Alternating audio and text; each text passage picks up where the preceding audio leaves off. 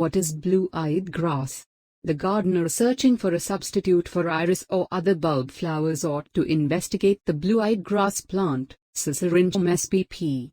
So what is blue-eyed grass and is it a reasonable plant for the nursery? This plant is amassing and can get 4 to 16 inches, 10 to 40 centimeters, tall and similarly wide. Blue-eyed grass wildflower develops from solid rhizomes that convey tall, edge-like foliage, similar to grass cutting edges, and this is where the grass in its name determines where to plant blue-eyed grass. Knowing where to plant blue-eyed grass is significant for its general well-being. So while developing blue-eyed grass, pick a somewhat radiant area.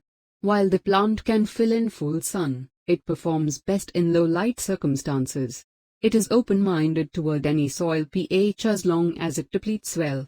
Blue-eyed grass will flourish in damp to average nursery soil.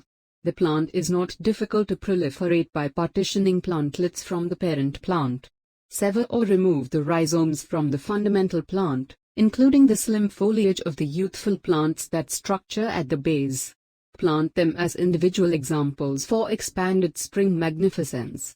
The bunch will get huge step by step, yet you can uncover it and cut it into areas for new plants. Partition the plant in pre-spring each a few years and you will have a dissipating of the lovely flowers across the scene. Notwithstanding spread by division, the flowers will deliver seeds in spring. Seeds spread effectively in gardens with sufficient dampness. Blue-eyed grass care. Developing blue-eyed grass care is easy. Permit the leaves to stay on the plant after the blossoms blur in summer. This gives the foliage time to assemble energy to store in the rhizomes for coming up next season's blossom.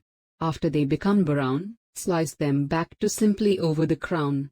Mulch around the plants with natural material to give supplements and assist with safeguarding the plants during frosty temperatures.